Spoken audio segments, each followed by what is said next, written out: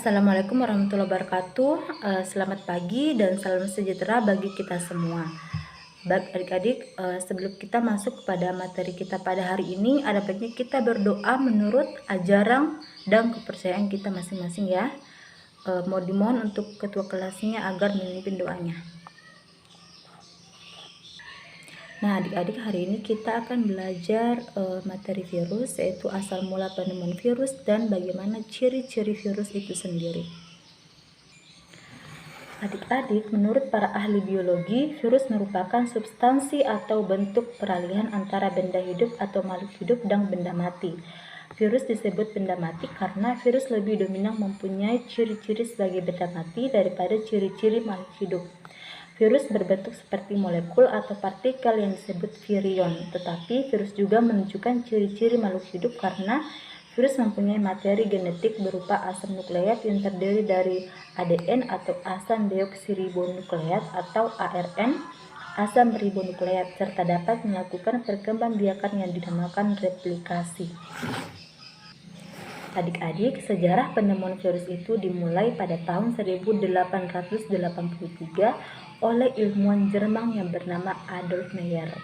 Nah, Adolf Meyer ini melakukan suatu penelitian. Ia meneliti pada tanaman tembakau. Pada suatu ketika ia menemukan adanya daun tembakau yang tidak normal. Nah, daun tersebut berwarna hijau kekuning-kuningan yang ternyata setelah diamati terdapat cairan atau lendir daun yang mengalami hal demikian menderita penyakit mosaik. Nah, penyakit ini disebabkan oleh mikroorganisme yang disebut dengan virus. Nah, selanjutnya kita akan masuk ke ciri-ciri virus. Adik-adik, ciri-ciri virus itu meliputi ukuran, bentuk, struktur, dan fungsi, cara hidup, serta cara reproduksinya.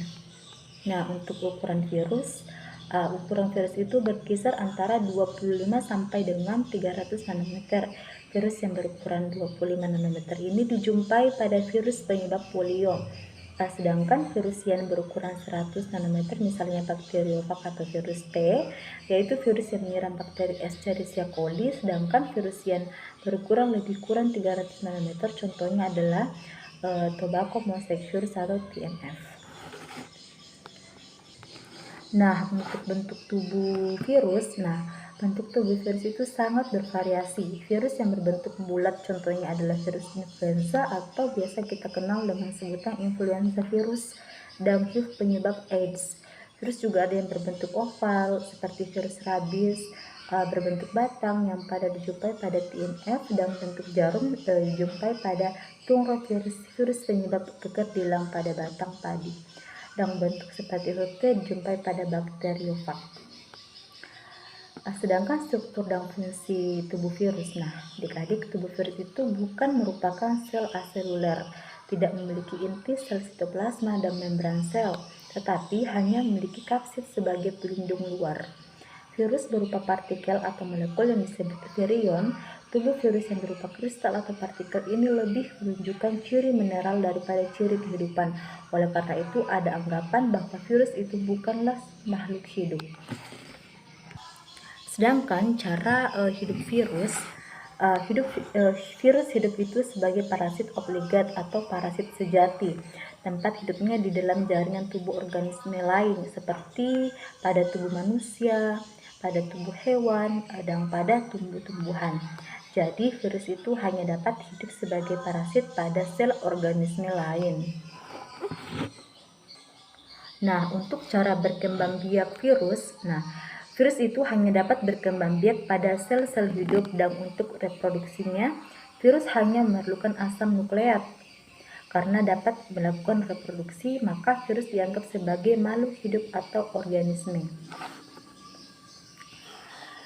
Di dalam proses reproduksi, virus memerlukan lingkungan sel hidup, sehingga virus memerlukan organisme lain sebagai inang atau host-spesiesnya.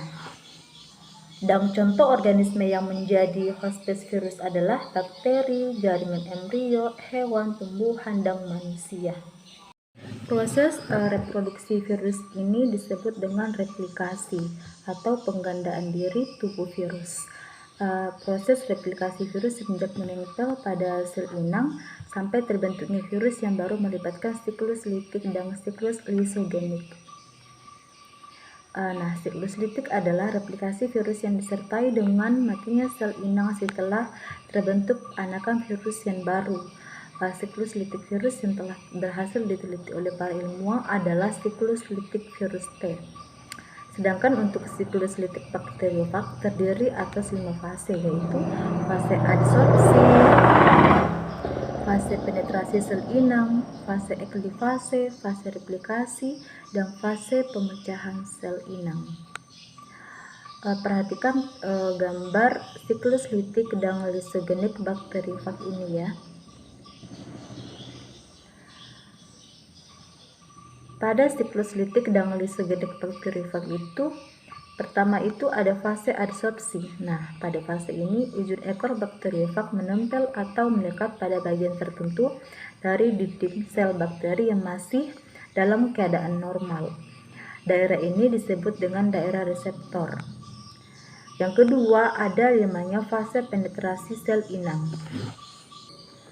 Pada fase ini, kulit ujung ekor virus T dan dinding sel bakteri Escherichia coli yang telah menyatu tersebut larut hingga terbentuk saluran dari tubuh virus T dengan sitoplasma sel bakteri.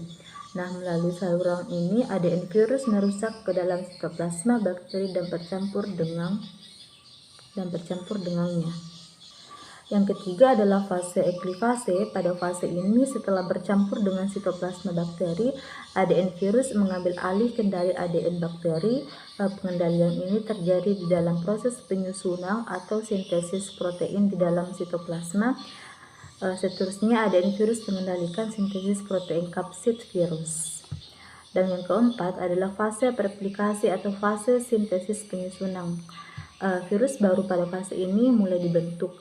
ADN virus T mengadakan pembentukan atau penyusunan ADN virus yang baru dengan menggunakan ADN bakteri sebagai bahan materinya, serta membentuk selubung protein kapsid virus.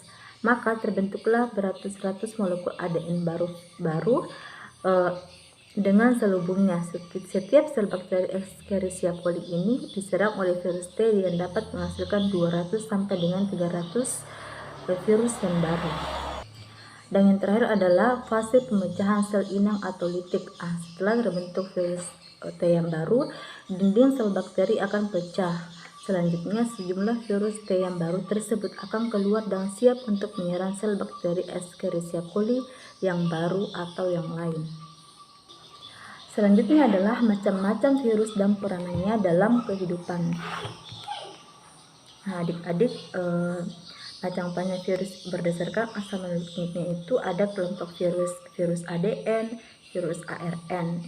Itu adalah contoh kelompok virusnya. Sedangkan untuk jenis virus sendiri, pada virus ADN itu ada adenovirus, herpes simplex virus, papavirus, poliovirus, virus rubella, paramyxovirus, virus oryza, rhinovirus, poxvirus.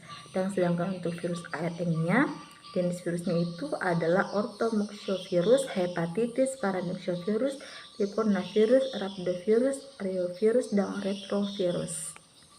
Togovirus, flavivirus, tobacco virus atau TNF, dan moxovirus.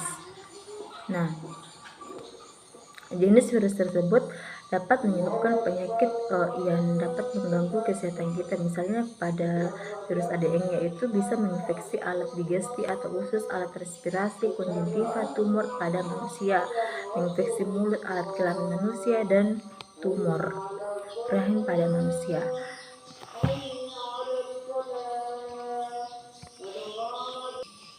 Ada penyakit kutil pada manusia dan kanker pada hewan, penyakit polio, campak Jerman atau rubella, pneumonia atipikal, penyakit gondong dan campak, pilek atau flu, campak dan cacar. Sedangkan untuk virus ARN-nya, penyakit yang dapat disebabkan yaitu ada influenza, hepatitis, tetelo pada ayam, infeksi perut, poliomyelitis dan hepatitis A, rabies, muntah dan diare, tumor kelenjar susu, leukemia, AIDS, dan sarkoma pada ayam, demam berdarah, demam kuning, penyakit masahi pada daun tembakau, dan influenza. Adik-adik, virus juga mempunyai peranan dalam kehidupan. Misalnya pada tubuh manusia, beberapa contoh virus yang merugikan manusia ada HIV atau Human Immunodeficiency Virus, karena virus ini menyebabkan penyakit AIDS. Nah, dia menyerang sel-sel darah putih. Sedangkan pada virus Ebola, virus ini menyebabkan penyakit Ebola yang mematikan. Virus ini menyerang sel-sel pertahanan tubuh. Gejalanya bisa seperti demam yang kemudian disertai pendarahan. Sedangkan untuk virus hepatitis, virus ini menyebabkan penyakit hepatitis B. Virus ini menyerang sel-sel hati sehingga perut penderita membesar dan tubuhnya berwarna kuning. Nah, virus yang menyebabkan merugikan manusia yang lainnya itu adalah measles virus.